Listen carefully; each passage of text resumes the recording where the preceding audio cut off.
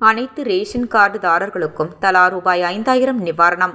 புயல் மழைக்கு ரூபாய் 210 கோடி நிவாரணம் என புதுச்சேரி முதல்வர் ரங்கசாமி அறிவித்துள்ளார்.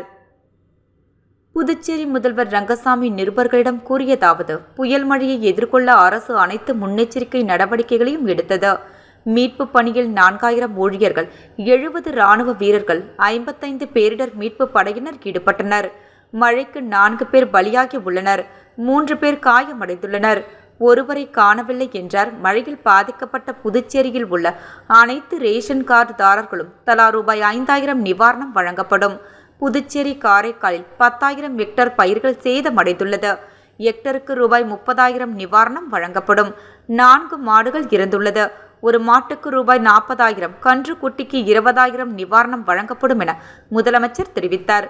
முழுமையாக சேதமடைந்த வீடுகளுக்கு ரூபாய் 20,000, பகுதியாக சேதமடைந்த வீடுகளுக்கு ரூபாய் 10,000 வழங்கப்படும்.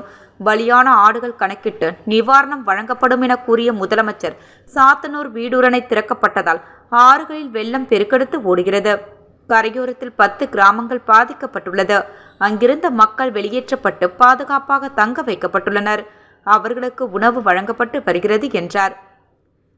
மேலும் ரூபாய் 5 லட்சம் நிவாரணம் வழங்கப்படும். சாலம், பாளையம் உட்பட உள்கட்டமைப்பு சேதமடைந்துள்ளது. இதற்காக மத்திய அரசிடம் 100 கோடி நிவாரணம் கேட்டு கடிதம் எழுத உள்ளோம். மற்ற பாதிப்புகள் குறித்து தனியாக கணக்கெடுப்பு நடத்தி மத்திய அரசின் நிதியுதவி கோரப்படும். சாதாரண மழைக்கெல்லாம் நம்மால் எதிர்கொள்ள முடிகிறது. இது வரலாறு காணாத மழை என்பதால் சில பாதிப்புகள் உள்ளது. தற்போது எங்கும் மழை வெள்ளம் தேங்கி நிற்கவில்லை. ஒட்டுமொத்தமாக ரூபாய் 210 கோடிக்கு நிவாரணம் வழங்க உள்ளோம் என்றார்.